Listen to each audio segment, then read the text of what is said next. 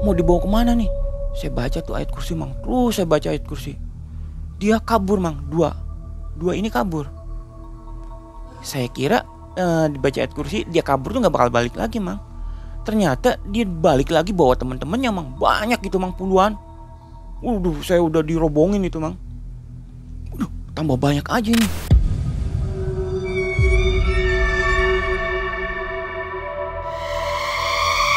Seleweran ini bukannya hilang gitu, kok malah jadi sering gitu.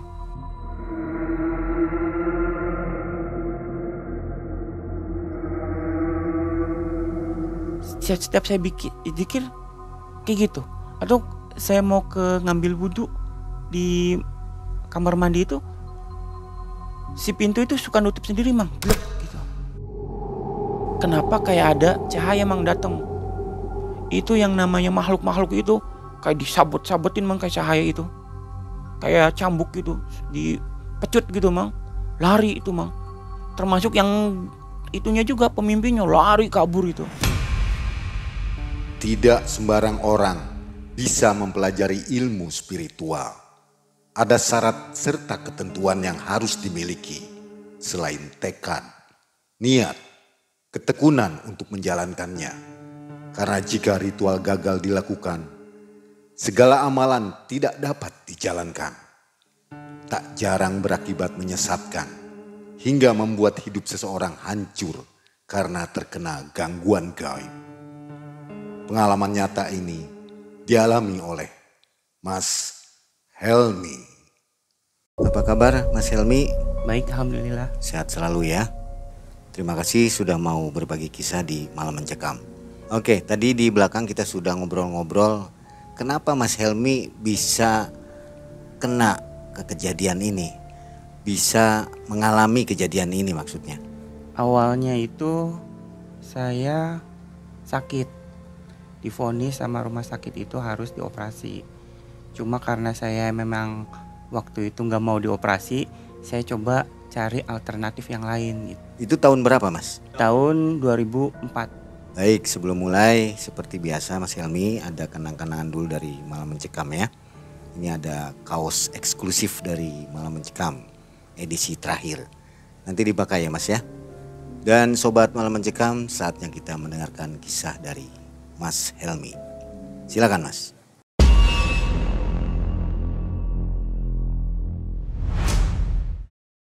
Cerita ini terjadi di tahun 2004. Waktu itu memang saya sedang kuliah di Jakarta gitu. Jadi saya kuliah di Jakarta, kebetulan lagi liburan. Nah jadi teman-teman tuh ingin merencanakan buat liburan ke daerah Cianjur. Karena teman dia punya saudara itu punya villa di daerah sana.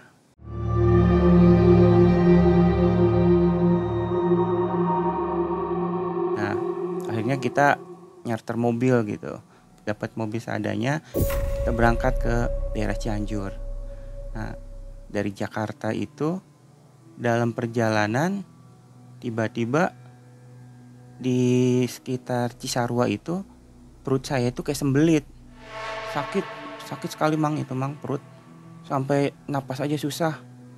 Nah terus sampai nyampe di villa itu perut saya masih sakit.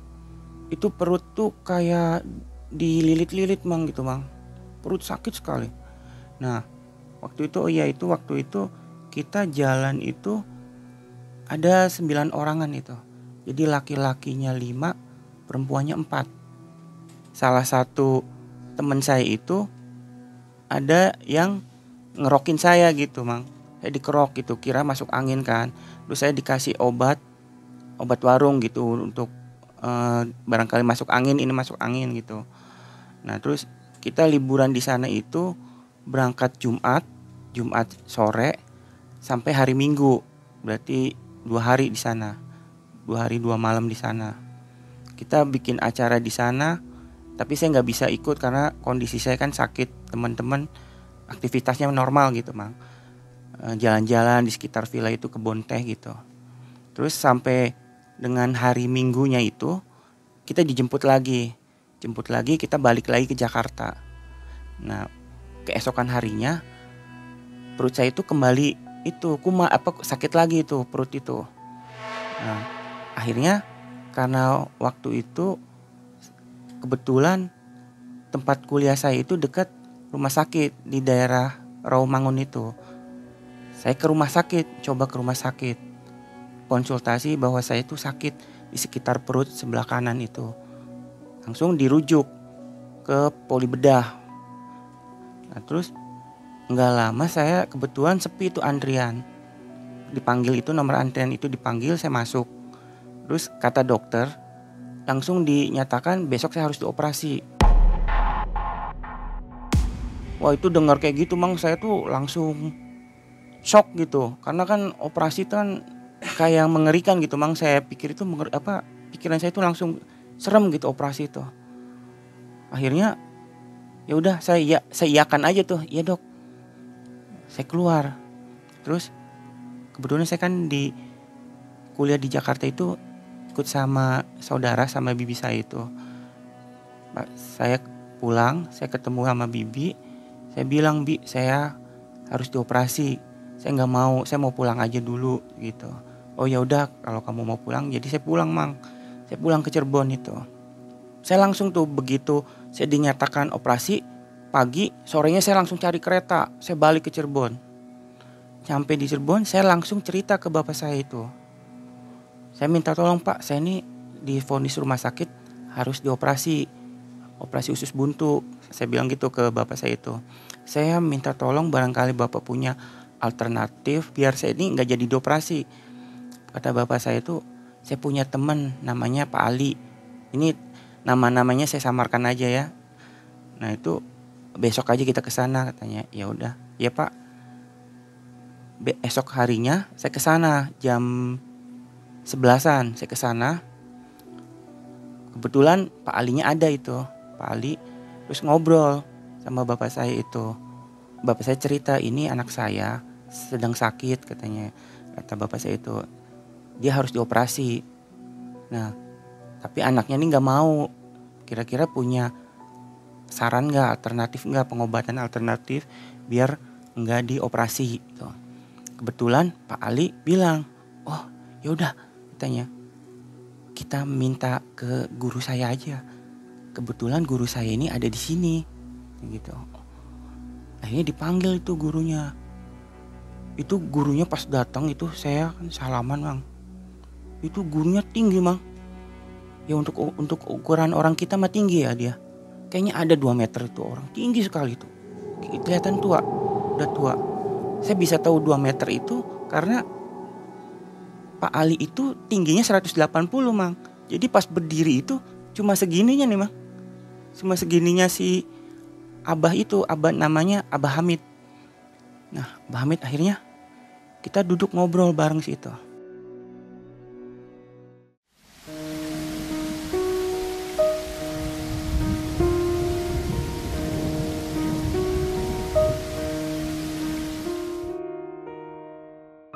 Bah, ini ada yang minta diobatin katanya gitu. Kenapa katanya, kata Abah Hamid itu. Ini udah divonis rumah sakit untuk dioperasi Bah, cuma anaknya nggak mau. Oh ya udah nanti tunggu aja ya, kita ngobrol aja dulu kata si Abah Hamid itu. Nah terus ngobrol itu nggak terasa, ngobrol itu sampai jam 2:30. 2:30 waktu itu hari Kamis Mang. Lalu si Abah Hamid itu lagi kita ngobrol dia motong. Nanti katanya asar saya masuk sebentar ya. Saya minta ruangan katanya gitu, kata Abah Hamid itu. Jadi saya minta tolong disiapin 1 gelas air putih. Saya minta waktunya. Begitu azan asar dia masuk, udah disiapin sama Pak Ali itu. Bah silakan Bah, itu kamarnya udah saya siapin airnya. Jadi 1 gelas itu Mang, gelas air itu dibawa ke kamar. Kita di luar ngobrol aja, ngobrol kayak biasa gitu Mang, ngobrol-ngobrol gitu. Kira-kira 25 menit Mang itu. 25 menit itu Abah Hamid keluar lagi. Sambil duduk naruh di meja nih airnya. Diminum aja katanya gitu, airnya. Ya udah, saya ambil tuh gelasnya. Bah, saya minum ya, Bah. Saya izin dulu. Saya baca bismillah, saya minum. Selang ngobrol 10 menit, kata Abah, ini air yang doain bukan saya aja katanya. Tadi Kanjeng Sunan Kalijaga juga ikut mendoakan di situ. Saya dalam hati tuh nggak percaya tuh Mang. Masa sih? Saya bilang gitu kan. Rupanya si Abah Hamid itu tahu kali ya saya ragu itu. Kamu nggak percaya katanya. Sekarang kamu yang sakit tadi di mana?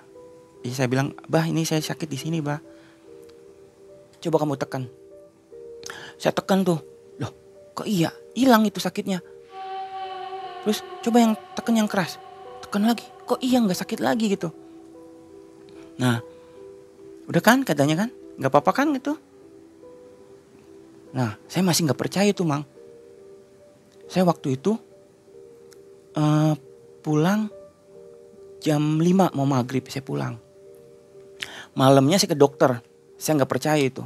Kebetulan dokter itu, saya dari bayi itu sama dokter itu Mang.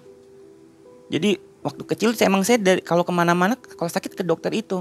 Saya datang ke dokter, diperiksa, katanya kamu nggak sakit katanya, nggak ada yang sakit. Saya aneh juga itu Mang. Oh iya ya katanya. Berarti benar nih.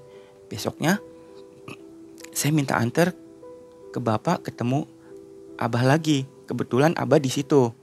Karena saya malu emang ya. Bah, makasih ya Bah ya. Udah ngobatin ya katanya. Nah karena itu udah percaya gitu. Udah alhamdulillah penyakit saya itu udah gak sakit, udah hilang gitu. Saya jadi pengen minta oleh-oleh lah, kayak misalkan saya dikasih suatu bacaan yang kira-kira berguna paling enggak buat saya sama keluarga nantinya gitu. Akhirnya saya ngomong ke Abah, Bah saya minta itu dong, minta bacaan yang kira-kira nanti bisa berguna buat saya gitu. Kata Abah, kamu hafal gak ayat kursi? Hafal Bah. Kamu puasa kuat? Insya Allah Bah. Kamu puasa 7 hari mutih kuat gak? Wah saya gak kuat Bah kalau mutih 7 hari lagi. Bisa gak Bah? Jangan itu puasanya. Saya nawar tuh. Ya udah kamu 3 hari kuat. Kuat. Tapi saya gak kuat mutih Mbak. Ya udah 3 hari kamu mati geni. Jadi setelah buka itu gak tidur Mang sampai ketemu subuh itu. Itu sampai besok paginya kan gak tidur tuh. Nah saya gak kuat kayak gitu. Mata saya kan gak kuat tuh. Gak kuat ngantuk saya. Ada gak Mbak yang tanpa mati geni? Ya udah kamu puasa 3 hari bila ruhi katanya. 3 hari. Ya udah. Ya Mbak insya Allah saya sanggup. Saya bilang gitu. Udah tuh. Setelah saya dapat ayat kursi itu. Saya langsung puasa di hari Selasa, Rabu, Kamis. 3 hari. Saya puasa. Udah tuh saya lupa. Saya udah kira-kira ada kali ya 4 bulan. Saya kan waktu itu karena udah sembuh saya balik lagi tuh Mang ke Jakarta. Setelah saya puasa itu saya balik lagi ke Jakarta. Nah terus biasanya 2 bulan sekali Mang saya balik ke Cirebon itu. Jakarta Cirebon itu. Pas saya balik waktu itu saya nanya ke bapak, Pak Abah Hamid masih datang gak? Kata bapak, Abah Hamidnya udah gak ada katanya. Hah? Udah gak ada? Maksudnya udah meninggal katanya. Infonya dari mana? Jadi Pak Ali itu punya teman katanya. Kita sebut aja namanya Pak Rudi. Nah pasti Pak Rudi ini penasaran dengan sosok Abah Hamid itu. Akhirnya pengen ketemu tuh katanya. Pengen ketemu, dikasih alamatnya sama Pak Ali itu. Ini alamatnya di sini di Labuan katanya. Di Labuan Banten. Akhirnya datengin tuh Pak Rudi itu ke Labuan Banten. Sana. Ketemu. Cuma pas ketemu itu ternyata udah mau 7 hari di sana. Ketemu keluarganya. udah tahlil itu. Kaget dia juga pas datang ke situ, si Abah itu udah nggak ada. Jadi ngobrol sama istrinya, Mang, si Parudi itu. Saya ini dari Cirebon pengen ketemu Abah Hamid. Tanya, Abah Hamidnya udah nggak ada. Ini udah mau hampir ke 7 hari tahlil. Jadi istrinya itu cerita bahwa bapak ini meninggalnya agak aneh katanya. Aneh kenapa? Jadi kurang lebih 5 harian sebelum bapak wafat ini, dia bawa cangkul katanya ke kebun itu. Ditanya sama saya, Bapak bawa cangkul mau apa? Saya mau gali liang katanya, liang lahat. Mas, istrinya buat siapa Pak? Buat saya katanya. Istrinya nggak percaya tuh. Nah ternyata udah dikasih tahu tuh itu liang lahatnya itu lubangnya di situ. Jadi pas meninggal istrinya ya jadi sempat shock juga, kaget juga. Kok benar gitu ya? Mungkin udah tahu kali ya ajalnya bakal datang gitu. Nah itu dikubur Mang. Abah Hamid itu di liang yang bikinannya dia sendiri di Labuan itu. Nah, terus Pak Rudi ini setelah dengar ceritanya seperti itu, dia kan karena datang dari Cirebon, dia pengen ikut tahlil tuh malamnya. Jadi dia sempat tidur di rumah itu, di rumah. Nah malamnya itu Pak Rudi katanya mimpi didatengin sama orang berjubah, ciri-cirinya itu Abah Hamid itu tinggi, berjubah, diikat putih gitu Mang. Sorban, pakai sorban. Dia cuma senyum aja. Nah besoknya dia balik ke Cirebon itu cerita ke Pak Ali bahwa Abah Hamid itu udah meninggal gitu. Nah dengar kayak gitu saya kan jadi takut Mang. Kan saya dengar kan kalau misalkan belajar kayak gitu ilmu itu harus ada gurunya. Nah saya dengar gurunya udah meninggal ya saya udah males gitu Mang. Takut kenapa-napa. Itu saya stop tuh Mang.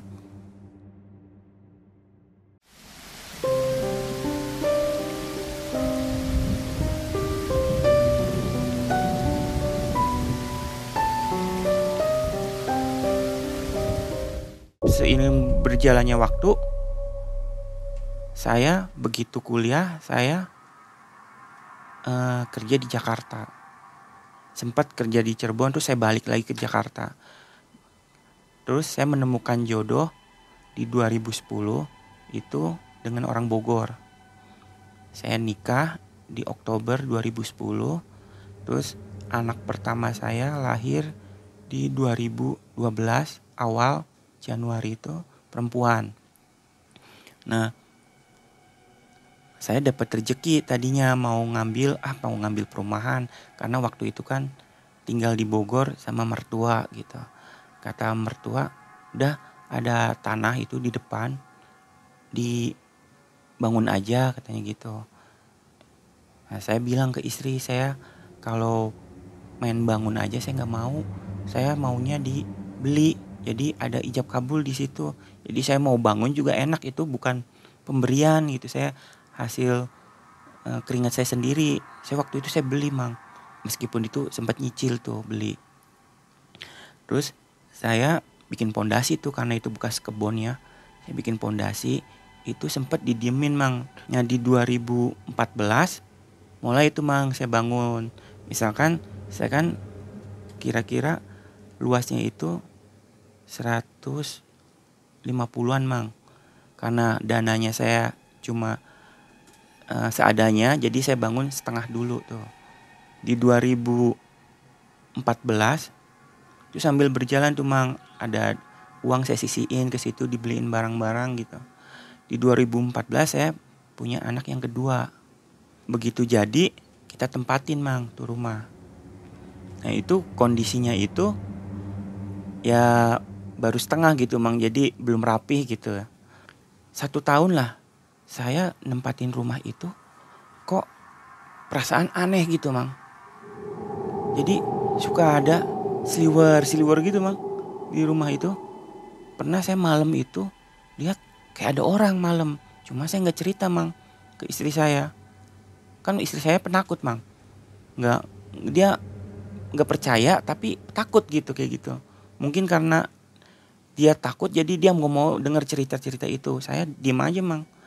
Terus istri saya pernah cerita, malam itu katanya di ruang tamu kayak ada cahaya masuk ke pojok katanya, ke pojok kursi itu kan ada kursi mang situ. Wah, saya sempat, istri saya kok ngelihat juga, cuma dia bentuknya saya. Nah terus dia pernah cerita juga, saya tuh waktu pulang main ke saudaranya, dia kok kayak ada orang ya di kamar itu mang, kayak ada orang katanya. Dia cerita ke saya, wah ini rumah nih kok baru 1 tahun ditempatin kok kayak aneh gitu, gak beres gitu ya. Nah terus anak saya suka sakit-sakitan mang, yang kecil itu. Jadi suka panas gitu, nangis gitu. Nah kalau nangis itu namanya tinggal di desa ya mang ya. Jadi minta air gitu ke saudaranya gitu, di ngajiin, nanti diminumin ke anaknya gitu mang. Nanti anaknya udah nggak nangis lagi, tenang gitu. Saya suka kayak gitu mang, istri saya. Istri saya udah minta air gitu. Nah sempet di situ apa ya, saya sempet tanda tanya, emang apa ya ini rumah saya ini, apa karena memang dulunya ini kebun, dia bilang gitu ya. Saya dalam hati tuh mikir, ini kenapa ya. Nah anak saya juga yang gede itu suka ngelihat, mah kok itu ada orangnya ke situ di dalam katanya. Jadi orang itu kayak perempuan mang masuk ke dalam. Nah istri saya kan dengar cerita itu, anak ngomong kayak itu, jadi kepikiran tuh mang, kepikiran lihat itu, lihat ceritanya, dengar ceritanya si anak saya itu. Nah pernah juga anak saya yang laki-laki mang, waktu itu umur 1 tahunan mang. Jadi dia kayak ngobrol, kayak ada yang ngobrol mang, nemenin ngobrol. Saya kok kayak ngobrol gitu sama siapa gitu ya. Itu ketawa-ketawa situ mang, sendiri ketawa gitu, lagi tidur itu. Saya perhatiin dari jauh, gak mungkin nih kalau gak ada yang ngajak ngobrol gitu mang. Nah terus pernah juga tetangga saya itu mang, tetangga saya itu punya anak kecil. Nah itu masuk ke rumah mang, masuk ke rumah itu katanya di atas tuh kayak ada orang mang. Kan rumah saya kan 2 lantai mang, cuma yang di lantai 2 itu cuma setengahnya mang, itu kayak ada orang ke situ. Nah itu banyak kejadian mang. Saya pernah juga mang, malam saya lihat tuh, saya nonton TV, kok lagi nonton TV, perasaan saya nonton nih gak sendiri mang, nonton itu kayak ada orang gitu. Takut itu saya, wah gak beres ini, saya bilang. Saya lagi nonton tuh kayak pergi lagi ke dapur. Jadi ruang tamu ini, ruang tamu saya itu TV-nya di depan mang situ. Saya nonton kira-kira ya 3 meteran mang dari TV itu. Belakang saya ini dapur mang, ke arah dapur sama kamar. Lagi nonton gitu, kayak ada yang datang gitu mang, set, balik lagi mang.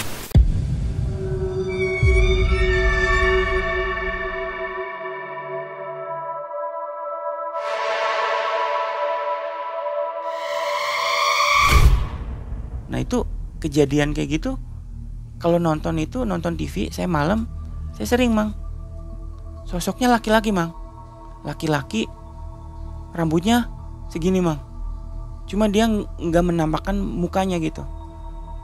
Bajunya tuh baju nyangkul, kayak orang-orang mau ke sawah aja. Ini aneh nih, rumah ini aneh, dia bilang. Saya nggak ngerti mang itu kenapa. Cuma waktu itu saya pernah ngobrol ke salah satu temannya paman saya mang. Saya ngobrol situ, saya bilang Aang ya, karena saya orang Cirebon gitu kan. Saya bilang Ang, saya bikin rumah Ang. Nah saya nempatin 1 tahun di situ, kok kayak saya tinggal nggak sendiri mang.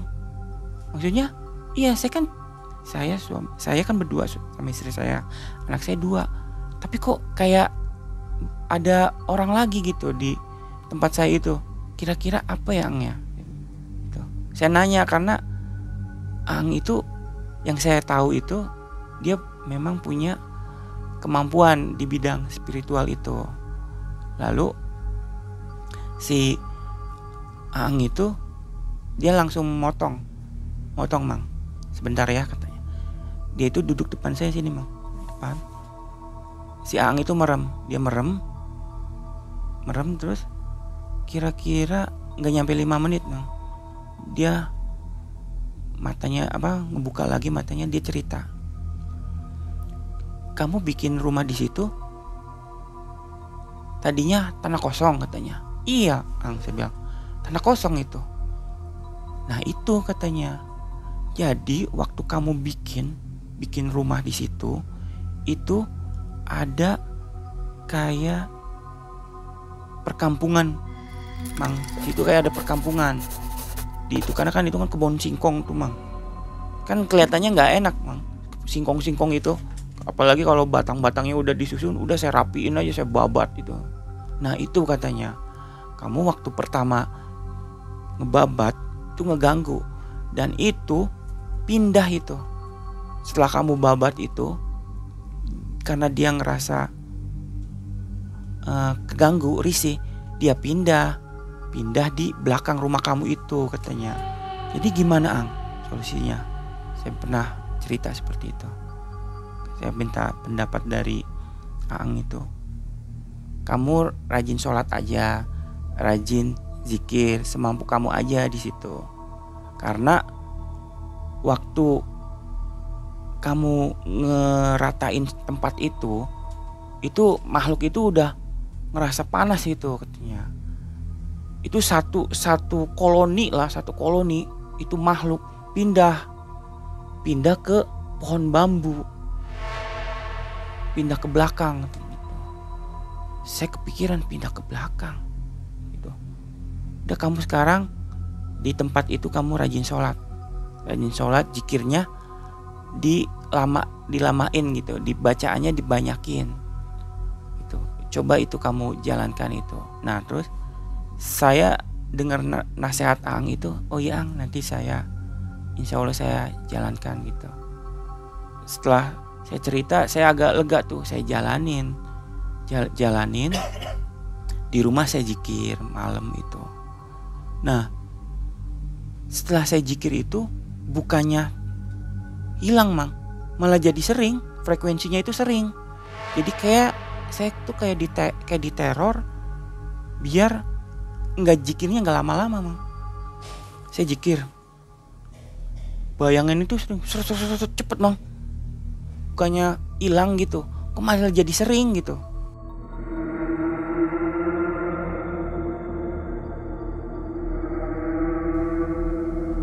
Setiap saya zikir kayak gitu. Atau saya mau ngambil wudhu di kamar mandi itu, si pintu itu suka nutup sendiri Mang, blek gitu. Saya kayak dibikin takut gitu. Biar saya nggak zikir, saya wallahu alam tuh Mang. Apakah saya biar nggak zikir atau mereka makin keganggu, wallahu alam gitu Mang. Cuma saya sempat ragu. Nah akhirnya karena saya udah di titik yang putus asa kali ya Mang ya. Saya putus asa sekali itu Mang. Udah, kok saya zikir, saya sholat malam, tahajud, bukannya makin suasana di rumah tuh adem gitu, nggak ada kejadian apa-apa Mang, malah sering itu Mang.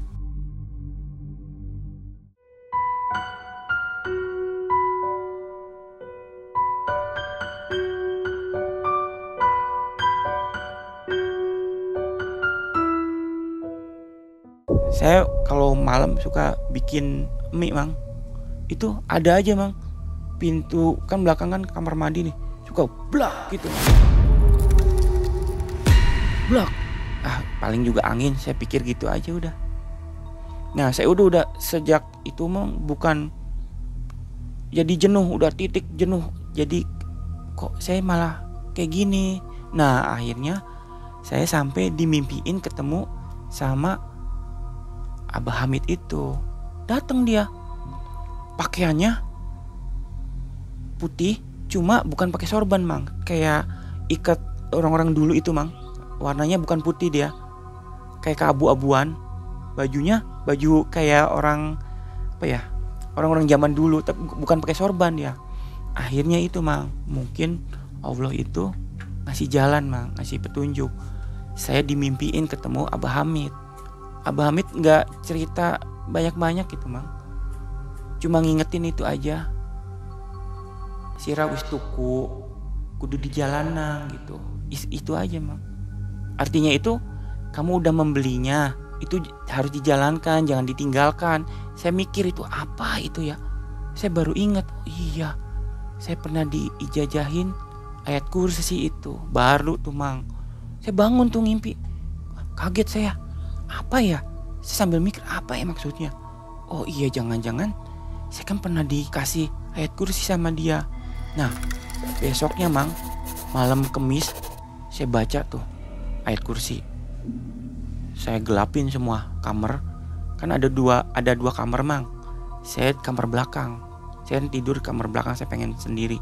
Anak saya sama istri saya kamar depan, saya tidur sendiri situ mang. Kira-kira jam 9 tuh saya baca, nggak ada apa-apa, nggak ada apa-apa aja. Pas malam Jumat, saya penasaran, saya baca lagi mang. Itu mata sih udah ngantuk, saya baca mang. Ngantuk ini malam Jumat lagi ngantuk. Bilang sama jam 10 saya pengen agak naik mang. Kemarin jam 9, saya jam 10. Itu saya baca kira-kira setengah jam mang ayat kursi itu, dengan bilangan tertentu. Cuma bilangannya ini saya kurangin mang, nggak kayak waktu saya pernah dapat itu. Saya baca, saya sambil ngantuk mang, zikir itu. Setelah itu tiba-tiba mang, kaget saya kok kayak ada di pesawahan mang, kayak sawah gitu. Rumah saya udah nggak ada tuh wujudnya. Suasananya itu menjelang maghrib mang. Itu menjelang maghrib. Loh, saya di mana ini? Saya kaget tuh mang. Perasaan saya lagi zikir, saya baca ayat kursi kok kayak gini. Nah tiba-tiba datang mang dari belakang nih datang 2 makhluk. Tingginya sama mang kayak saya, 2 itu. Berbulu mang, berbulu. Ini badan ini nggak kelihatan kulit dagingnya nih mang, nggak kelihatan. Bulu semua ini. Nah bulunya itu mengkilap mang, nggak hitam, coklat, mengkilap dia. Saya dipegang mang, 2, dipegang itu, ditarik saya ini 2. Kenapa ini saya bilang? Mau dibawa kemana nih? Saya baca tuh ayat kursi mang, terus saya baca ayat kursi. Dia kabur mang, 2 ini kabur. Saya kira dibaca ayat kursi dia kabur tuh nggak bakal balik lagi mang. Ternyata dia balik lagi bawa teman-temannya mang, banyak gitu mang, puluhan. Saya udah dirobongin itu mang. Tambah banyak aja nih.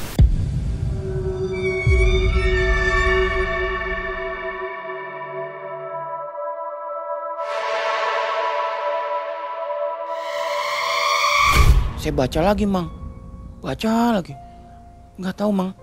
Yang terakhir itu ada kayaknya pemimpinnya mang. Jadi yang lainnya makhluknya tingginya kurang lebih 170-an mang. Nah yang terakhir ini mang, gede gendut itu perutnya, gendut, bulunya lebat, matanya mang, matanya tuh kayak nyala gitu, tinggi. Itu ada kali si anak buahnya itu cuma segininya mang, sepinggang. Dia paling tinggi datang itu. Ya Allah, apa ini saya bilang. Wow gitu. Itu anak buahnya masih di situ mang. Buruan. Saya baca terus, ya Allah, saya baca terus. Itu tiba-tiba saya nggak tahu mang, kenapa kayak ada cahaya mang datang. Itu yang namanya makhluk-makhluk itu kayak disabet-sabetin mang, kayak cahaya itu. Kayak cambuk gitu, dipecut gitu mang. Lari itu mang. Termasuk yang itunya juga, pemimpinnya lari kabur itu. Nah saya lihat kan pas lagi kabur itu, saya nengok ke belakang. Loh, kok kaburnya ke situ? Jadi di belakang itu kurang lebih 200 meter. Rumah saya kan 200 meter itu ada kayak apa namanya, jalan yang ke air itu mang, ada kali kan di situ. Nah sebelum kali itu ada, kalau bahasa Cirebon mah dapuran pring itu mang. Jadi bambu itu ngumpul, itu larinya ke situ mang, masuk gitu ke situ, termasuk yang gedenya masuk juga. Alhamdulillah saya bilang, sejak itu mang udah di rumah tuh udah alhamdulillah udah tenang mang. Karena larinya ke situ, saya ngambil kesimpulan makhluk-makhluk itu mang yang udah selama ini bikin ngeganggu di rumah saya itu makhluk-makhluk dari situ. Karena ya itu kejadian itu pada larinya ke bambu itu mang. Itu setelah makhluk-makhluk itu masuk, saya sadar lagi mang. Ya Allah, posisinya masih sila mang, masih zikir gitu. Habis itu saya langsung tidur aja udah mang, sampai paginya itu alhamdulillah udah nggak ada apa-apa mang. Setelah kejadian itu jadi ya kan namanya saya itu emang ya, jadi kalau baca ayat kursi kadang lagi giat gitu mang, kadang malasnya juga datang gitu mang, tapi dibaca, insya Allah dibaca, nggak kosong gitu mang ayat kursi. Ya mungkin nominalnya nggak sesuai, jumlahnya itu nggak sesuai dengan yang waktu diijajahin harus sekian gitu, saya kurangin gitu itu mang. Nah setelah itu ya alhamdulillah mang, rumah saya ini udah nggak ada gangguan seperti itu lagi. Anak saya juga udah nggak sakit-sakitan malah mang, itu udah nggak pernah minta air lagi. Nah saya sempat kepikiran juga itu mang, kok Abah Hamid kok bisa datang gitu ke mimpi saya itu mang. Untung saya juga alhamdulillahnya itu udah diingetin mang itu. Mungkin kalau Abah Hamid itu nggak datang, mungkin saya juga nggak tahu itu kenapa itu mang. Tuh, saya diingetin sama Abah Hamid itu mang. Mas Helmi, penyebab Mas Helmi bisa lupa amalan itu apa mas? Kok bisa lupa ya? Karena saya dapat kabar itu dia meninggal mang. Saya ada perasaan takut. Kalau belajar itu kan harus ada gurunya. Nah sekarang gurunya udah meninggal, jadi ngapain juga saya harus terusin gitu. Padahal nggak harus seperti itu. Kalau misalnya udah itu jalankan aja gitu. Ini mah saya berhenti total. Artinya kalau sudah diberi ijazah harus terus dijalankan ya? Ya itu jadi saya kan begitu dapat ijazah kan waktu saya berhenti. Memang sebaiknya itu kan dilanjut. Dengan kejadian itu saya punya kesimpulan gitu mang, bahwa bukannya saya ngeremehin suatu bacaan gitu mang. Saya pernah dengar kalau belajar itu memang harus ada gurunya itu mang, yang ngasih siapa gitu ya, biar lebih afdol gitu mang. Jadi khasiatnya itu benar-benar lebih berasa mang gitu. Sobat Malam Mencekam, demikian kisah dari Mas Helmi. Mudah-mudahan kita dapat mengambil hikmah dari kisah ini. Dan jangan lupa untuk meningkatkan ketakwaan kita kepada Allah Subhanahu wa Ta'ala. Akhirnya Mang Ei dan tim undur diri, sampai jumpa di video selanjutnya. Assalamualaikum warahmatullahi wabarakatuh.